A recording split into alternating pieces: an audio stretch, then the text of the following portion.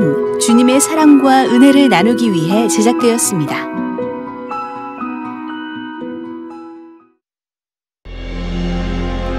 믿음의 조상 아브라함, 약속의 사람 이삭,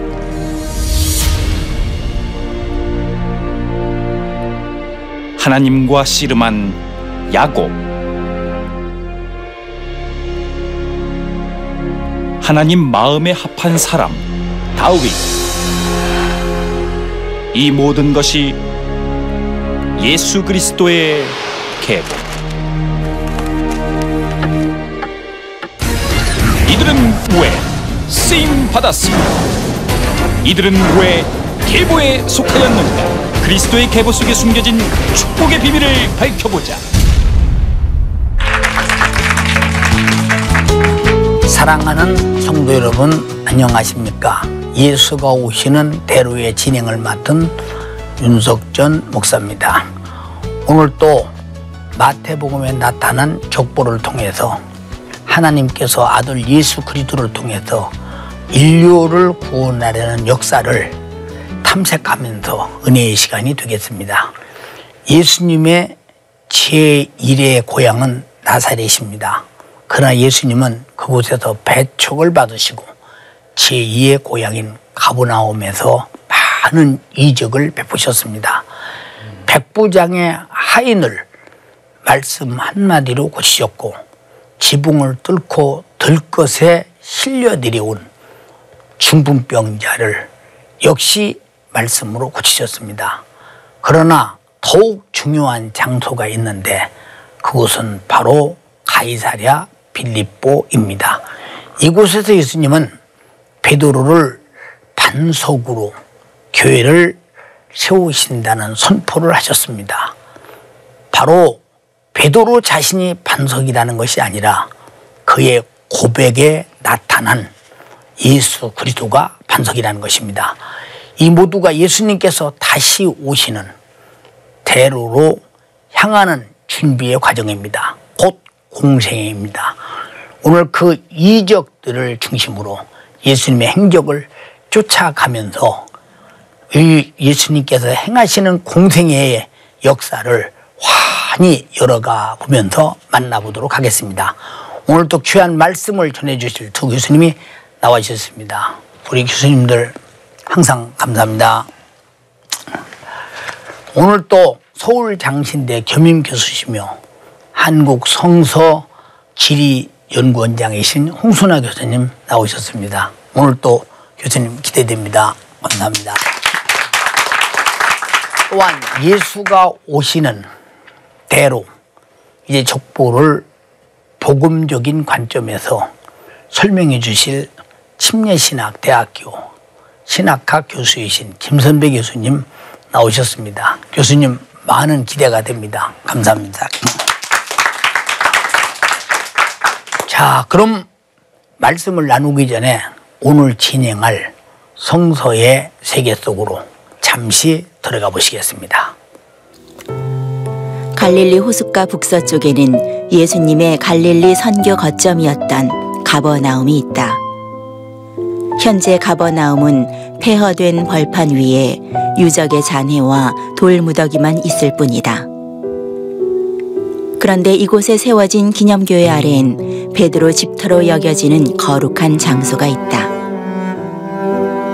이곳에서 예수께서는 베드로 장모의 열병을 고치셨고 중풍병자를 낫게 하셨다.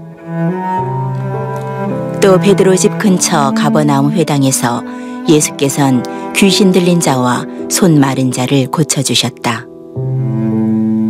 이곳에서 하셨던 예수님의 권세 있는 설교와 치료의 역사를 통해 제자들은 메시아인 하나님 아들의 실체에 더욱 다가갔다. 헬몬산 남쪽 경사가 심한 산간에 가이사랴 빌립보가 있다. 국립공원답게 관광객들로 늘 붐비는 이곳은 이스라엘 전역으로 흐르는 헬몬산 물의 발원지다. 그 덕분에 맑고 풍부한 물이 넘쳐나 구약시대부터 현재까지 팔레스타인에서 가장 아름다운 장소 중 하나로 손꼽힌다. 예수께서는 제자들과 함께 이곳을 찾아 질문하셨다. 나를 누구라 하느냐? 이때 베드로는 과감하게 주님을 그리스도라고 고백한다. 당시 갈릴리나 예루살렘에서는 이미 예수님을 문제 인물로 인식했고 죽일 음모를 꾸미고 있었지만 예수께서는 천국 복음의 주관자로 세상 정면에 나서 인류 구원의 역사를 준비하고 계셨다. 성도 여러분은 지금 예수님께서 공생의 사역과 관련된 지역들을 여러분들은 보셨습니다. 우리는 예수님을 호칭할 때 나사렛 예수라고도 부릅니다. 이 나사렛이라는 명칭에는 어떤 의미가 있는가? 그리고 예수님이 공생의 활동을 할 당시 상황은 어떠했는지 우리 김 교수님께서 좀 말씀해 주시죠. 예, 우리가 보통 예수님을 지칭할 때 예수 또는 예수 그리스도 이렇게 말하는데 앞에 지명 나사렛이라는 말을 붙일 때가 있습니다. 그 아마 신약학계에서는 하나의 코드와 같습니다. 왜냐하면 나사렛이라는 말을 쓸 때는 예수님 역사성을 강조하게 한 것이죠. 저 지상에서 우리와 같은 혈과 육을 입으셨던 예수를 특별히 강조할 때 나사렛 예수다 이렇게 표현합니다. 그 나사렛 예수가 출현하신 역사적인 상황이 굉장히 또 중요하죠. 때가 찼다라는 말이 있는데 이게 시간적으로 때가 찼다라기보다도 상황적으로 때가 찼다는 의미가 됩니다. 그래서 예수님 당시 지금도 세계 3대 정신유산이라고 할 때 유대교, 헬라 문화, 로마의 정치와 법률을 말합니다. 그 세 가지가 어우러지던 상황에서 예수님께 출생하셨습니다. 그래서 예수님의 행적과 사역, 말씀은 헬라어로 기록되었고 또 로마의 도로를 통해서 퍼져나갔죠. 그래서 유대교, 헬라 문화, 로마 정치와 법률이 어우러질 때 나사렛 예수께서 출생하셨고 활동하신 때가 찼던 것입니다. 사실 나사렛 하면 별 의미가 없는 동네가 아닌가 생각됩니다. 빌립이 예수님을 만났을 때 얼마나 충격을 받았으면 내가 메시아를 만나고 성경에 말한 예언에서 태어난 예수를 만났다고 할 때 그 나사렛에서 나사렛 사람이다 하니까 나다나엘이 야 나사렛에서 무슨 선한 것이 나겠느냐 할 만큼 나사렛은 보잘것없지만 그러나 주님은 보잘것없는 곳에 태어난 것은 누구도 하나님의 아들이라고는 사실을 감추면서 동시에 공생애를 통해서 자기가 하나님의 아들을 드러내고 끝까지 믿지 않는 자를 통해서 결국은 십자가라는 죽음을 이제 가져오게 되면서 나사렛의 의미는 태어남과 그 죽음 속에서 자기 생애를 드러나는 것을 아는 자는 믿고 믿지 않는 자는 그걸 정말로 그럴 수가 없다 해서 죽이는 이런 상황이 벌어지는 세계 속에서 하나님의 섭리가 나사렛에게는 이런 엄청난 역사가 있지 않나 생각이 됩니다. 그래서 성경에도 보면 나사렛 예수의 이름으로 일어나라 아니면 귀신아 나가라 이런 데도 있고 그냥 예수 이름으로 나가라는 데가 있는데 나사렛이라는 이름은 그만큼 아마 예수 그리스도가 시작하는 중요한 장소가 아닌가 싶어서 아까 교수님 말씀하신 대로 그만큼 역사성과 그만큼 예수 그리스도를 말할 때 나사렛을 붙이는 것은 그만큼 중요하다 하는 것을 말씀하고 계신 것 같습니다. 우리 홍 교수님 이 나사렛 그 회당 안에서 예수께서 가르칠 때 바로 예수가 공생애를 시작하고 바로입니다. 시험을 마귀에게 시험 받은 후에 근데 이제 사람들에 의해서 바깥 말로 쫓겨납니다. 이런 일이 일어난 나사렛 회당은 어떤 회당인지요? 네, 나사렛 그러면 이름만 들어도 가슴이 뛰지 않습니까? 그런데 이제 나사렛 가면 너무 큰 도시화가 돼가지고 그 예수님 때 느낌을 찾기는 어렵습니다만은 그래도 저는 또 나사렛 가면 좋아하는 게 그 예수님과 관계된 유적들이 여러 개 있지 않습니까? 그래서 보통 이제 일반적으로 기억하는 것이 그 수태고지 교회라고 하는 곳이 있지 않습니까? 그리고 그 바로 옆에 일전에 말씀드린 요셉 교회가 있습니다. 예. 그리고 그 요셉 교회에서 이제 그 바깥으로 나오면 시장통에 가보셨지만 그 조그맣지만 회당 교회가 있습니다. 예. 그래서 그 자료들을 조사해 봤더니 이제 6세기 때 나사렛에 유대교 회당이 있던 자리를 발견해서 그 자리다가 이제 조그맣게 그 회당을 다시 만들어 놓은 것입니다. 그래서 이제 예수님 때 분명히 나사렛에 회당이 있었던 것은 맞고요. 그리고 지금 자리는 6세기 때 회당 자리를 확인하고 거기다가 다시 지은 겁니다. 어쨌건 이제 조금 더 확대해서 말씀드리면 그 예수님이 그 말씀을 선포하시던 그 회당이 있던 곳 맞고요. 그 다음에 이제 또 마리아와 관계된 것이 있습니다. 그래서 그 가보셨지만 그 우물 하나가 있는데 그것을 마리아의 우물이라 그러지 않습니까? 예. 그리고 그 옆에 또 가브리엘 천사를 만났다 그래가지고 가브리엘 교회가 있고요. 또 사실은 그 무심코 지나가지만 그 나사렛으로 들어갈 때 그 있었던 그 왼쪽에 그 언덕 거기를 케투빔산이라 그러는데 그것이 바로 그 고향 사람들이 예수님을 그 떨어뜨려 죽이려고 그랬던 낭떠러지가 있는 산이다. 그렇게 이야기하고 있습니다. 어쨌건 이 나사렛은 전 이렇게 말씀드리고 싶습니다. 예수님의 대로가 지나가고 있는 그 위대한 길에 가장 중심이 된 누구든지 반드시 들려가야 되고 머물러야 되고 기억해야 되는 그곳이 바로 나사렛이고 그곳에 또 예수님께서 직접 말씀을 선포하셨던 그 회당이 분명히 존재하고 있다. 오늘 교수님 말씀대로 6세기 때 이제 발굴을 해서 예수님이 그 회당에서 가르쳤던 그 장소에 그 지금 그런 또다시 건물을 세웠다고 할 때 이런 사실을 알고 그런 건물에 들어가서 예수님이 서서 말씀을 전하시던 그 장소에 한번 서보면 얼마나 가슴이 설레겠습니까? 제가 영국을 갔는데 그 웨슬레 기념교회가 있는데 웨슬레 기념교회를 이제 마당도 둘러보고 교회 안도 둘러보고 웨슬레가 이제 침식 거둔 것도 둘러보고 다 둘러봤는데 웨슬레는 영국을 변화시킨 아주 훌륭한 하나님이 쓰신 일꾼 아닙니까? 강대상을 올라가려고 그랬더니 못 올라가게 합니다. 거기는 올라가면 안 된다고 딱 줄쳐놓고 막았습니다. 그래서 그냥 그 지키는 사람이 나가길래 제가 얼른 올라갔습니다. 올라가서 웨슬레 같은 마음으로 한번 설교를 했죠. 아무도 없는 데서. 그런 것이 별것 아닌 것 같지만 경험이 결국은 한 번 더 생각을 더하게 하는 좋은 그런 경험이 아닌가 싶어서 예수님 회당에서 가르치는 곳에 가서 나도 한번 가서 설교를 한번 해본다면 그 얼마나 우리 주님이 그 참고 그 가르치던 그 장소에 섰다는 것이 감동이 되겠습니까? 그런 점에서 이 성지는 그만큼 우리에게 옛날의 과거를 오늘의 사모함으로 만들어주는 그런 좋은 역사가 아닌가 싶습니다. 예수님의 구속사역의 그 공생애를 시작한 곳이 어쩌면 이제 큰 대로 속에서 역사를 모든 사람에게 알려가면서 선포한 곳이 아마 가버나움이 아닌가 이렇게 생각됩니다.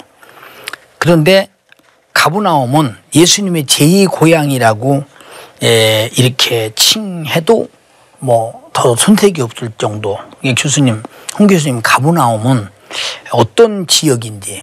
그 성경에 보면 저는 이제 성경을 볼 때 다른 분하고 좀 다르게 지명에만 집중을 하지 않습니까? 그랬더니 성경에 본동네라고 번역이 되어 있는 게 두 곳이 있습니다. 그러니까 고향을 우리 성경에는 본동네라고 별명을 붙였습니다. 그 본동네가 바로 첫 번째는 나사렛이고 두 번째는 그 가버나움이라고 성경에 되어 있습니다. 예수님의 고향을 말하는 거죠? 그렇죠. 그러니까 예수님의 고향을 두 곳으로 성경이 인정하고 있는 거죠. 나사렛과 가버나움. 그런데 이 가버나움은 이제 뭐 원래 이름 뜻은 이제 그 나움의 동네 그런 뜻이었습니다. 근데 중요한 건 왜 예수님께서 나사렛에서 그 선교 본부를 두지 않고 이곳으로 두었는가? 여러 가지 이유를 들 수 있지만 저는 제일 중요한 걸 교통의 요지라고 생각합니다. 나사렛은 교통이 그 불편한 곳입니다. 물론 가까이에 그 당시 제일 중요한 도로인 해변길이 지나간 곳은 있지만 떨어져 있습니다. 그런데 이 가버나움은 해변길이 지나가고 있는 교통의 요지입니다. 요즘으로 하면 고속도로가 지나가고 있는 요충지입니다. 거기다가 또 이제 중요한 건 예수님은 또 참 대단하세요. 그 어쨌건 육로교통은 좀 힘들거든요. 그 가버나움은 당연히 이제 항구가 있었기 때문에 그 갈릴리 지역을 다니는 해상교통을 또 쓰신 겁니다. 그러니까 거기 항구가 있으니까 이제 갈릴리 지역을 다니실 때 배를 많이 쓰셨습니다. 그래서 이 유적지를 전 볼 때마다 전번에도 말씀드렸지만 이 프란치스코 회에 대해서 감사도 느끼고 부러워합니다. 성경의 많은 지역을 가보면 프란치스코 회가 없었으면 성지가 어떻게 되었을까라고 할 정도로 많은 지역을 이분들이 첫째 소유했습니다. 그 다음 발굴했고요. 이들이 1894년이죠. 그때 여러 가지 여건들이 확정되지 않을 때 그들은 이곳이 가버나움 자리인 줄 알고 아예 그 지역을 사버렸습니다. 자기네 소유로 만들어 놓고 발굴에 들어간 겁니다. 그래서 그들은 이제 신약시대의 가버나움을 정말 제대로 발굴해 놓지 않았습니까? 그래서 저는 그 유적지를 들어갈 때마다 늘 신나는 게 있습니다. 예수님의 마을. 참 얼마나 아름다운 이름입니까? 어쨌건 여기서 이제 중요한 세 가지의 이제 그 장소를 찾을 수 있습니다. 예. 첫 번째가 이제 바로 이제 주거지는 뭐 당연한 거고요. 그 주거지들이 거의 생생하게 발굴되지 않았습니까? 그 다음 중요한 것은 예수님께서 설교하셨던 회당이죠. 그 회당 자리가 있지 않습니까? 물론 부분 복원은 했지만 그 회당은 그 일부분 지금 보이지만 4세기에서부터 5세기 초 사이에 있었던 회당입니다. 그것은 이제 뭐 여러 가지 고고학적으로 증명이 됐습니다. 그런데 그 자세히 보면 그 회당 건물들은 흰색 돌인데 그 기초 부분은 검정색 아닙니까? 그래서 그 건물이 1세기 때 그러니까 예수님 때 회당 자리 위에 세워졌다. 그것이 이제 두 번째 중요한 유적이고요. 또 거기서 50cm 떨어진 곳에 이제 팔각형 교회가 있지 않습니까? 그 교회 자리 기초가 바로 베드로의 집으로 확정되었습니다. 그래서 이제 예수님께서 어디 계셨겠느냐? 뭐 예수님이 집 하나 사가지고 계시지 않았을 거고 베드로의 집에 있었을 것으로 여기고 있지 않습니까? 그러면 이제 예수님이 사시던 그 베드로의 집이 바로 이제 그곳에 있었는데 거리가 한 50m 정도 떨어져 있습니다. 그래서 어떤 분은 그래요. 아마 그 베드로 집에 있던 교회와 바로 옆에 있던 회당이 그 잘 짓기 경쟁을 혹시 하지 않았냐 하는 이런 재미난 얘기도 있을 정도로 이 가버나움은 정말 예수님의 그 숨결이 느껴지는 정말 예수님의 제2의 고향이요 복음의 그 근원지인 것을 우리에게 알려주고 있습니다. 네, 사실 홍 교수님 말씀을 들어보고 제가 가본 걸 보면 가버나움은 사실 이 동서로 길이 확 뚫려 있고 갈릴리 바다를 통해서 아주 그저 어디나 갈 수 있도록 해상도로가 열려 있지 않습니까?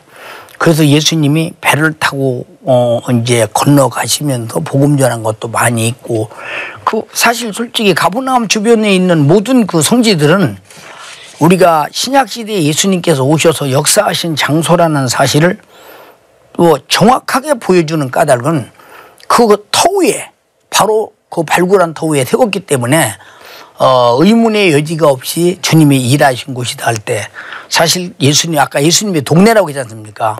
그곳에 가면 막 가슴이 이렇게 벌렁거릴 정도로 2000년 전 사건이 내 가슴에 예수가 와 계시다고 할 때 그런 느낌이 느껴지는데 성지순례 객들이 가다 보면 이렇게 빙 둘러보고 여럿이 이렇게 그저 가이드 말 두 마디 듣고 나오는 걸 보면 너무 아쉬움이 많아서 오늘 교수님 말씀을 들으면서 우리 시청자들이 성지를 거기를 갔다 오신 분들은 아마 큰 의미가 있으리라고 생각됩니다.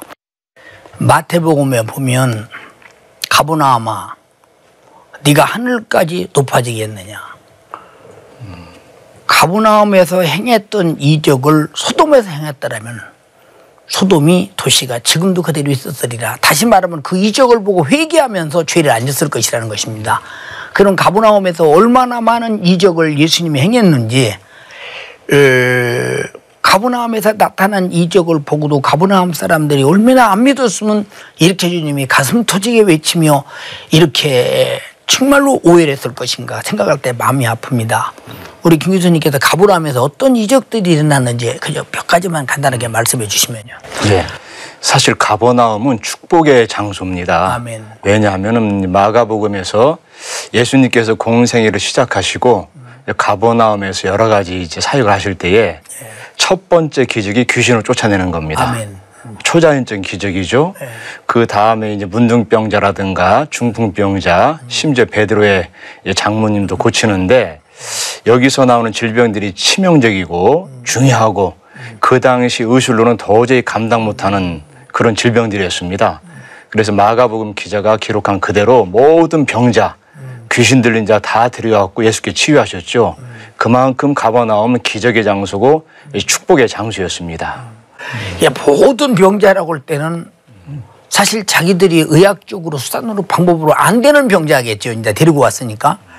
그런 걸 보면 가버나움에서 얼마나 많은 이적을 행했는가 볼 때 가버나움에 대한 애착도 주님이 강하셨고 가버나움을 회개시켜 변화지고 싶은데 결국은 가버나움이 주님을 배신하지 않았나 이런 생각이 들면서 주님의 한탄과 오열과 통곡을 다시 한번 기억하면서 가버나움이 제 고향같이 복음을 전했으나 그러나 오늘날 이렇게 주님이 하시는 모든 말씀은 하나님께서 우리에게 주신 아들로 받은 구원의 은혜를 가버나움처럼 병 고치고 주님을 버리듯이 우리가 구원받은 은혜를 만에 하나라도 우리가 너무 무시하고 반대하고 세상으로 타락하고 결국은 자기 자신이 예수를 배도하고 떠나가면 이제 멸망하면 안 되니까 이런 말씀이 오늘날도 이보다 더 큰 예수도의 십자가의 피의 공로로 구원받은 자들아 너희들은 오늘날 정말로 배신을 가버나움처럼 배신해서는 안 된다고 하는 주님의 애절한 오늘날 우리에게 주시는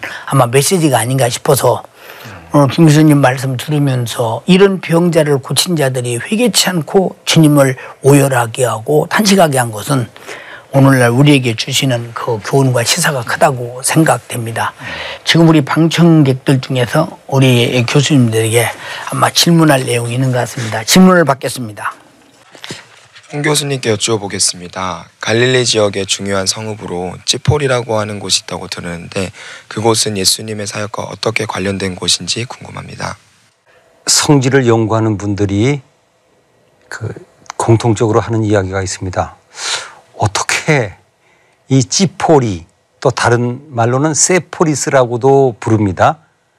이곳이 성경에 안 나왔을까 할 정도로 중요한 장소입니다. 왜냐하면 나사렛에서 한 5, 6km밖에 안 떨어져 있는데 그 당시 한동안 갈릴리 지역의 수도 역할을 하던 곳입니다. 거기를 이제 발굴이 이제 거의 대부분 됐는데 거기를 가볼 때마다 놀라는 게 있습니다. 그 예수님이 살던 나사렛은 우리가 생각하는 촌이 아닙니다. 그 위성 도시 비슷한 거죠. 그 큰 도시 뭐 6km 정도면 뭐 어떤 분들은 그래 5km 정도 바로 옆 동네인데 그 예수님이 이렇게 큰 도시 바로 옆에 있었다. 그래서 되게 이렇게 합니다. 예수님은 당연히 이곳에서 일도 하셨고 자주 다니셨다. 그래서 여기 가 보면 참 그 신약 시대의 한 도시를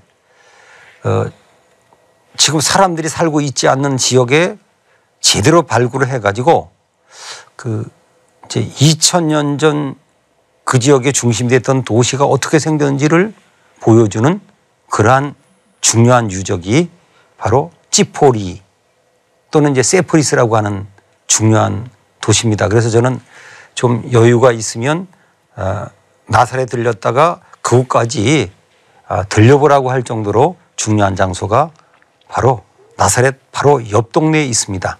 물론 지금은 사람이 사는 동네가 아닙니다. 그러니까 우리가 예수께서 일하신 그 지역들을 이렇게 알고자 하는 것은 지역을 아는 것이 무슨 의미가 있겠습니까?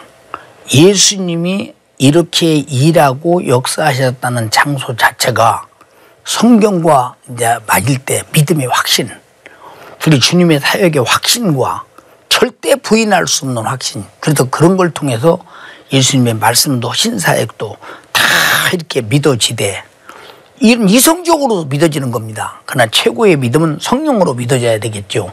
그러나 우리가 그렇게 믿게 하기 위해서 아마 그런 고고학 발굴이 중요하지 않나 싶어서 교수님도 이렇게 고고학 발굴에 동참해서 땀 흘리면서 키로수가 10kg씩 빠져가면서 그거 하는 걸 어떤 사람들은 홍 교수가 정신 나갔나 뭐더러 그게 띠양볕에 가서 저런 짓을 하나 그러는데 사실 그 역사 속에서 예수 그리스도와 성경이 하나님이 역사하신 증거가 나타날 때 환이라는 것은 발굴해보지 못한 사람은 이해를 못할 것이라고 생각하면서 그들이 우리 홍 교수님의 수고를 좀 인정해주고 박수 좀 쳐주고 가끔 갈 때 아이스크림 값도 좀 한번 주시면 좋지 않겠나 이런 생각도 해보기도 합니다. 김 교수님, 예수께서 이렇게 공생애 중에 가이사랴 빌립보 지방에 이르게 됩니다. 가이사랴 빌립보 지방은 큰 신상이 있고 그 우상이 만연한 곳이었고 사실 어떻게 보면은 예수 그리스도와 전혀 적대지는 그런 장소에 가서 사람들이 나를 누구라고 하느냐고 묻습니다. 어떤 사람은 침례 요한, 어떤 사람은 예레미야, 어떤 사람은 엘리야라고 합니다. 그리고 선지자 중에 하나라고 합니다. 이렇게 말할 때 너희는 나를 누구라고 하느냐. 베드로가 탁 나타나더니 주는 그리스도시요 살아계신 하나님의 아들이로소이다. 이 답변을 딱 합니다. 그리고 주님께서 이 반석 위에 교회를 세우리니 음부의 권세가 교회를 이기지 못하리라 이렇게 말씀하셨는데 이 반석 위에 교회를 세운다는 의미를 우리 시청자들이 좀 듣고 싶을 것입니다. 예, 우리가 신앙생활하면서 신약에서 교회가 어디에서 기원할까라는 아마 궁금증 한 번씩 가질 겁니다. 사도행전에서는 복음이 선포되고 교회가 설립되는 과정을 보여주는데 이 마태복음 바로 이 구절에서는 교회의 뿌리를 보여줍니다. 교회의 시작이 예수님이신데 근데 이 구절에서 좀 오해되는 게 있습니다. 반석 위에 교회를 세운다 해서 마치 베드로가 일대 교황처럼 교회의 기원처럼 보는 것은 잘못된 해석입니다. 바로 직전에 예수의 질문에 대해서 베드로가 모범 답안을 말하죠. 우리 성경 보면은 16장 16절 마태복음 시몬 베드로가 대답하여 이르되 주는 그리스도시요 살아계신 하나님의 아들이시니이다. 참 완벽한 고백입니다. 주는 예수님은 주님이시고 그리스도이시고 하나님의 아들이다 라는 고백. 이 고백을 한 사람들이 바로 교회가 되는 겁니다. 이것을 쉽게 말씀드리면 예수를 그리스도로 영접한 사람들의 영적 공동체가 교회다라고 볼 수가 있죠. 그래서 이 교회는 예수님이 오시는 대로의 연장선에 놓여 있습니다. 교회는 계속될 것이고 주님 오실 때까지 지속되는 것이죠. 그 뿌리가 바로 주님이시기 때문에 그렇습니다. 참 여기 주는 그리스도의 하나님의 아들이시다 하는 말은 우리 교수님 말씀대로 이 고백이라고 하는 것은 참 우리 속죄 그리고 구세주의 우리의 구원의 절대적인데 그리스도라는 말은 기름 부어 세웠다 하는 말인데 옛날에 왕을 세우고 제사장을 세우고 선지자를 세우지 않습니까? 사실 선지자가 율법을 통해서 죄를 지적할 때 사실 우리는 죄인임을 깨닫고 양도 잡고 비둘기도 잡고 하지 않습니까? 그래서 바로 선지자의 음성을 듣고 그래 하나님의 음성을 듣고 내가 죄인임을 깨닫고 회개할 때 바로 구약시대에 양이 죽든 비둘기가 죽든 죽어서 해결하듯이 예수가 피 흘려 죽어서 우리를 죽으실 구세주시다. 그가 누구냐? 인류의 죄와 사망과 마귀 사단 귀신을 멸하고 우리를 구원하실 왕이시다. 그리스도라는 이 말을 적게 설명을 해보면 나는 잘 뭐 신학적으로 잘 이해가 될지 모르지만 복음적으로 볼 때 그렇지 않은가 생각하면서 그런 그 기초 위에 하나님의 아들만이 할 수 있는 그리스도의 역할은 이건 우리 구세주로서 완벽하다.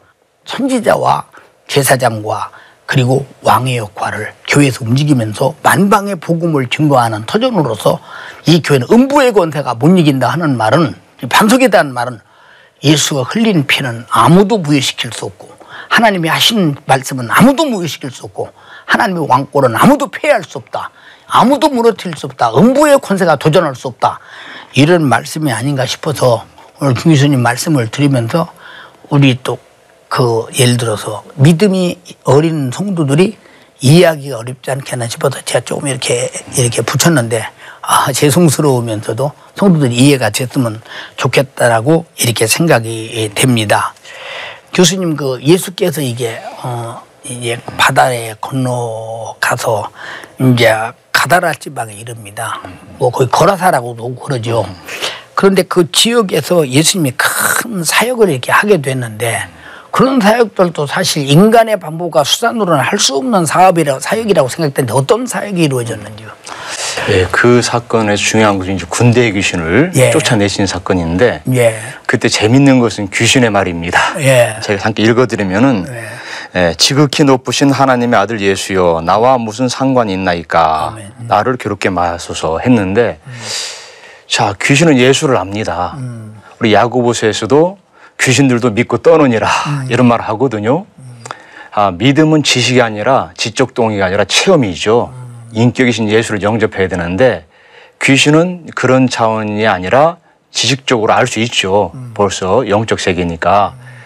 그렇게 간청을 하죠. 그런데 예수께서는 귀신과 대결하시지만 더 중요한 것은 귀신에 사로잡힌 그 심령을 받습니다. 한 인간을 보고 그 물리치고 그래서 귀신이 2,000마리나 되는 돼지떼에 들어가서 돼지가 몰살당하는데 어마어마한 힘입니다. 우리 힘으로는 도저히 물리칠 수 없고 쇠사슬 묶어놔도 끊고 돌아다니고 그러나 예수의 한마디면 다 사라집니다. 그래서 우리가 어떤 문제에 묶여 있다 할지라도 지식적으로 예수를 믿는 것이 아니라 믿음으로 신앙으로 체험할 때 그 사건을 지금도 우리가 체험할 수 있다고 봅니다. 아멘. 우리 홍 교수님 그럼 이 가다라 지역이라는 것이 오늘 우리 김 교수님께서 귀신 쫓았다고 했는데 그 지역은 어떤 지역입니까? 예, 제가 성질을 연구하면서 처음엔 정리가 안 되고 누가 제대로 가르쳐주지 않아가지고 아주 정말 고생했던 지역입니다. 왜냐하면 성경에 가다라 지방 거라사인의 땅이라고 돼 있는데 가다라는 이제 요르단의 움케이스라고 하는 곳이 있는데 갈릴리 바다 동남쪽에 한 10km 정도 떨어진 언덕 위에 있습니다. 또 거라사인이라 그랬는데 거라사는 이제 그 요르단에서 더 남쪽에 있는 제라시라고 하는 그 큰 도시입니다. 그런데 그 지역에서는 이런 일이 일어날 수가 없는 게 더 가까운 가다라만 해도 10km입니다. 그리고 그 가다라라고 하는 움케이스와 이 갈릴리 바다 사이에는 그 야르무강이라고 하는 아주 깊은 계곡으로 이루어졌습니다. 그러니까 돼지들이 뭐 마라톤 선수도 아닌데 거기서 여기까지 올 수도 없어요. 그런데 또 어떤 분들은 그 쿠시라고 하는 그 지역에서 그런 일이 일어났답니다. 그래서 제가 이렇게 정리가 끝났습니다. 이제 그 기적이 일어난 장소는 지금 쿠르시라고 하는 가보셨지만 그 지역입니다. 일어난 사건의 현장은. 그런데 그 지역을 옛날 사람들은 신약시대 사람들은 제일 가까운 도시인 가다라 지방 또 조금 더 먼 지역인 거라사인의 땅 그렇게 그 지역을 부른 이름이 불려져 있고 사건이 일어난 그 현장은 바로 쿠르시라고 이름 붙인 그곳입니다. 그럼 왜 그곳을 그 현장이 일어난 곳으로 보느냐? 그것은 지리적으로 보면 바로 이제 갈릴리 바다 바로 옆 아닙니까? 그리고 더 중요한 건 5세기경에 그 지역에 우리 믿음의 선배들이 교회를 지어놓고 그 교회당 자리 있지 않습니까? 바로 언덕에 수도원까지 지어놨습니다. 그래서 이제 그렇게 정리를 하면 됩니다. 사건이 일어난 현장은 갈릴리 바다 바로 옆에 그 쿠시라는 곳인데 이제 그 지역의 이름을 사람들은 이제 뭐 거기라고 그럴 수는 없잖아요. 그래서 그 지역의 이름이 가다라 또는 그 고라사인의 땅에서 일어났다. 그리고 제가 저는 이제 성지를 늘 이제 혼자 자료를 갖고 다니는데 더 재밌는 걸 발견했습니다. 그 갈릴리 바다에서 좀 밋밋하지 않습니까? 평지 같아서. 그래서 우리 기독교 전성은 조금 더 남쪽으로 지나가면 이렇게 언덕이 하나 있습니다. 그래서 이제 우리 기독교 전선 그 언덕바지 부근에서부터 돼지떼들이 그야말로 급하게 가가지고 빠져 죽었다. 그렇게 우리 기독교인들의 그 전통 지도에는 알려져 있습니다. 근데 안타깝게도 그 지역은 그 지뢰밭이 되어 있습니다. 옹 교수님 말씀을 요약하면 우리가 예를 들어서 우리 종로구 하면 종로구도 쫙 변두리가 있지 않습니까? 그러나 변두리에 종로구에 동네 이름이 있지 않습니까? 이게 가다라 지방이라고 하면 아마 그 동네 이름이 아마 지금 홍 교수님이 말씀하신 그 갈릴리 바다 바로 옆에 그 지역이 아닌가 이런 생각이 들면서 사실 예수께서 그렇게 귀신이 나갔을 때 돼지떼 2,000마리가 내리달아 물에 빠져 현장에서 죽는 이런 일은 이놈의 귀신은 꼭 하는 짓이 사람을 괴롭게 짐승이라도 죽여야 속이 시원한 이런 녀석인 것 같습니다. 그래서 우리는 항상 귀신 역사에게 붙들리고 귀신이 역사하면 생각이 바뀌고 사상이 바뀌지 않습니까? 그래서 가룟유다도 가룟유다의 마음속에 마귀가 벌써 예수팔려는 생각을 넣으니 예수팔러 가더라. 이건 참 엄청난 것입니다. 그러나 자기 생각이 내가 예수팔려는 생각을 마귀가 듣다고 감지를 못하는 것이 이게 문제인데 우리는 성경을 통해서 능히 이것을 볼 수 있고 알 수 있기 때문에 우리는 악한 영에 속지 말아야 되겠고 항상 예수 그리스도 앞에서 우리가 정말로 믿음의 행위를 잘해서 악한 자에게 속아서 우리 생각을 뺏기지 말고 하나님께서 역사하시는 성령의 생각, 말씀이 역사하시는 생각, 구령의 은총의 구속의 생각으로 살아야 되지 않겠나 이런 생각을 해봅니다. 오늘 이렇게 방청객들이 앉아서 들으면서 아주 굉장히 은혜롭게 듣는 것 같습니다. 우리 교수님들에게 또 질문을 하려고 합니다. 어느 분인가 질문해 주시기 바랍니다. 김 교수님께 여쭤보겠습니다. 성경에 보면 예수님이 자신이 말씀이라고 하셨는데 그 의미는 무엇인지 궁금합니다. 예, 요한복음의 특징 중에 하나가 되는데요. 요한복음에서는 예수님께서 자신의 정체를 처음부터 분명히 밝혔습니다. 태초에 말씀이 계시니라 라고 했죠. 그때 그 말씀이란 단어는 헬라어로 로고스라고 하는데 아마 로고스라는 말은 우리 학생들 많이 들어봤을 겁니다. 단지 언어로서의 말씀이 아니라 초월적인 존재를 의미합니다. 그 당시에 초월적인 존재를 표현하는 것이 로고스, 우리가 번역한 말씀이었죠. 그 말씀을 선포하고 또 침례 요한을 통해서 세상 죄를 지고 간 하나님의 어린 양을 보라. 유대인의 죄가 아니라 세상 죄를 지고 갑니다. 그래서 요한복음에서는 이 세상이란 단어, 이 코스모스란 단어를 굉장히 많이 사용합니다. 신자, 불신자 모든 영역을 포함하는 것이죠. 그런 예수가 되는 겁니다. 그래서 예수께서 오병이 이어 기적을 베풀었을 때 나는 생명의 떡이다. 소경의 눈을 뜨게 하고 나서는 나는 세상의 빛이다. 죽은 자를 살리고 나서는 나는 부활이요 생명이다. 여기서 중요한 것이 있는데요. 내가 부활시키는 사람이다라고 하지 않고 내가 부활이라고 그랬습니다. 내가 부활이고 내가 생명이다. 그러니 예수에게 오면 저절로 같이 살아날 수밖에 없는 겁니다. 예수와 연합하라는 말이죠. 그래서 예수께서는 내가 바로 그러한 사람이다 할 때 나는 나다.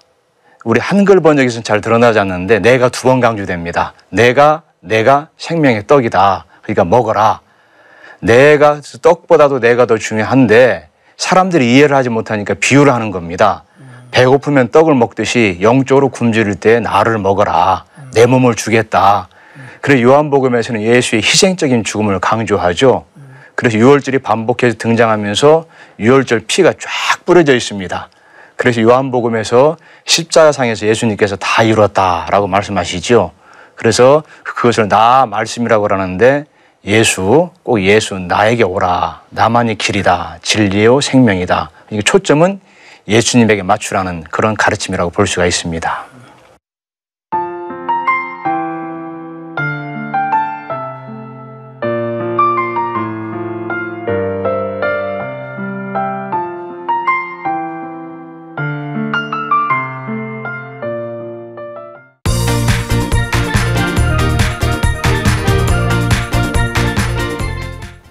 이번에는 여러분에게 드리는 퀴즈 시간입니다.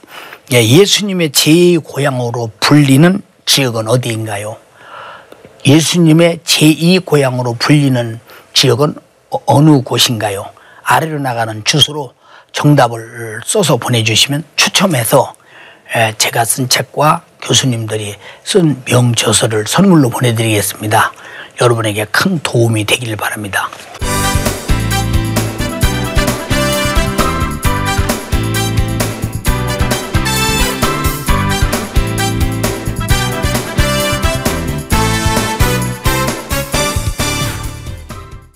오늘 도 교수님, 참 예수님이 이렇게 이 땅에 오셔서 이제 큰 대로를 이제 주님 자신이 걸어갑니다. 그런 발자국을 우리는 한 발자국 한 발자국 큰 소리로 들으면서 우리 가슴속에서 직접 쿵쿵거리는 경험을 우리 모두 다 했습니다. 그것이 구원받은 은혜요. 우리가 그의 능력으로 치유받고 오늘 하나님으로 사는 은혜입니다. 큰 은혜의 말씀을 오늘 해주시고 주님이 걸어가신 한 발자국 한 발자국을 말씀해 주신 것을 감사드리면서 이 발자국이 누구에게로 가야 되느냐?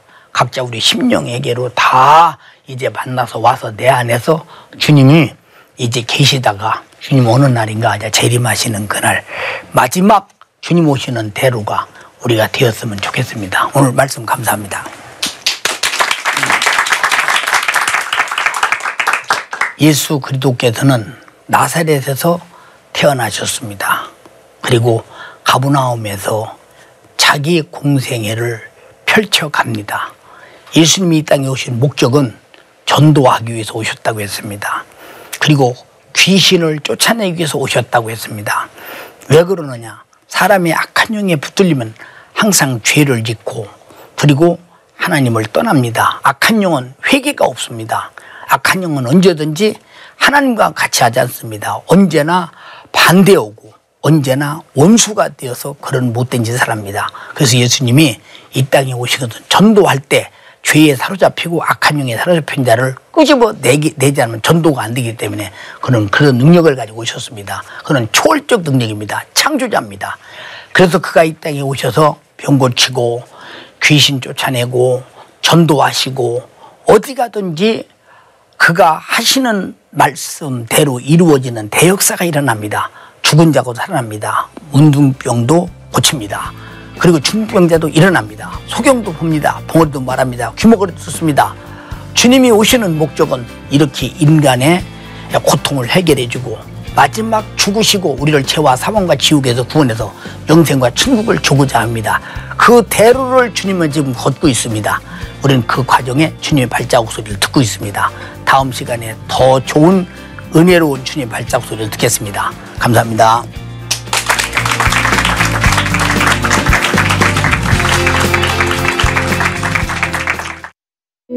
이 방송을 보시고 영상선교에 참여하실 분은 ARS 060-800-1111번을 눌러주세요.